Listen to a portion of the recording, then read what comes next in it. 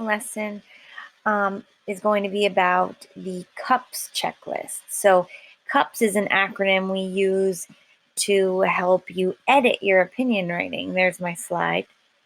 So we are going to edit our opinion writing using CUPS.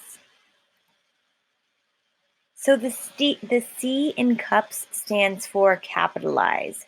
So my little star tells me that my action, your action, what you are going to do with your writing is skim through your writing. And that means just run your eyes over the words and focus on any kind of name or title. So as you're running your eyes over, you're really just looking for any sort of name. So in our writing, you might have written monarch butterfly. So please make sure the M in monarch is capitalized. Also, any proper nouns. All right, moving on. The U in CUPS is for usage, and that just means to make sure that your nouns match your verbs. So if you look at this example, monarch butterfly laid their eggs on the milkweed. Well, my noun is monarch butterfly, and my verb is lay. Now, when I read this, there's a problem there. Something is not working. Monarch butterfly lay their eggs on the milkweed. Do you know what it is? Yeah. So monarch butterfly is singular, meaning one monarch butterfly, but the verb lay is plural, meaning more than one. So I either have to change monarch butterfly to monarch butterflies, or monarch butterfly lays, I have to turn lay into a singular verb form. Now, because this one doesn't say the monarch butterfly, the sentence doesn't have the in it, I'm thinking that I meant to say monarch butterflies, so plural. And so I would have to change, I'm going to change my noun to plural, monarch butterflies. So go through your writing and make sure that all your nouns match your verbs. I want to add one more thing. It's best for you to read it out loud as if you were presenting to the class, and that way you can hear if a noun doesn't match a verb. It's easier to ignore it when you're just reading in your head. So read it out loud or ask someone else to read it out loud to you. All right, moving on. The P in CUPS stands for punctuation. I have 2 slides on this, okay? And this is going to be a lot here, so take it in. Now, I want you to check and see if you need to add periods or commas to your writing. So I want you to, just like I said before, read your writing out loud slowly, like a teacher in your teacher voice, as if you were presenting it to a class, using it as a teaching resource. Ask yourself, where do you naturally take a pause or a break or a breath?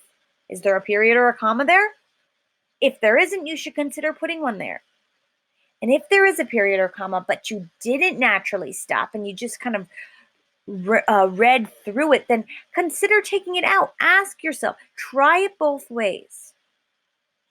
At the same time, maybe you should consider if a question mark needs to be put in. Were you asking a question? Did your voice want to go up like a question? Maybe a question mark belongs at the end.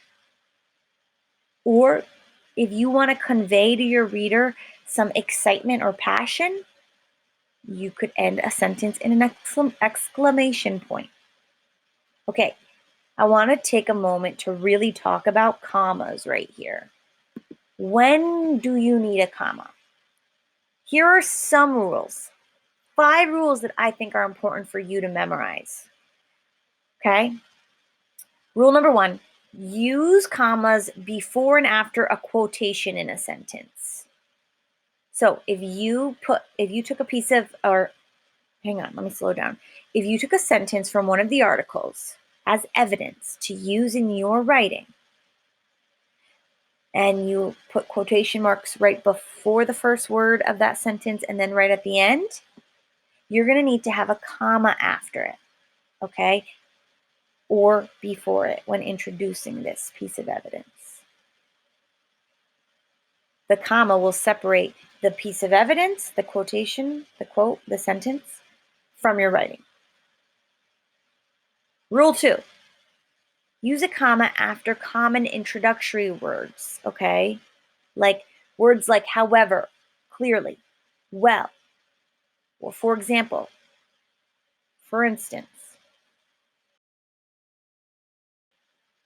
Rule 3, use commas in between each word when listing things, just like I just did for rule 2. See how I did have a comma in between each of these words that I'm listing off? Use commas to separate words in a list. Rule 4, use a comma plus one of these conjunctions, for, and, but, or, yet, so, to separate an independent clause and a dependent clause, okay? A dependent clause is a phrase in your sentence that could not stand on its own. And then rule number 5, use a comma to separate a city and a state. Those are just quick 5 basic rules to think about when wondering whether or not to use a comma. Please excuse my sneeze. P stands for punctuation continued. I just wanted to talk about quotation marks 2 times. You should use them. Think about using them right now. There are more ways to use them, but these are the 2 I think you need to worry about. Use them to show when someone is speaking, okay? Quotation marks go in front of and right after the words that are supposed to be spoken.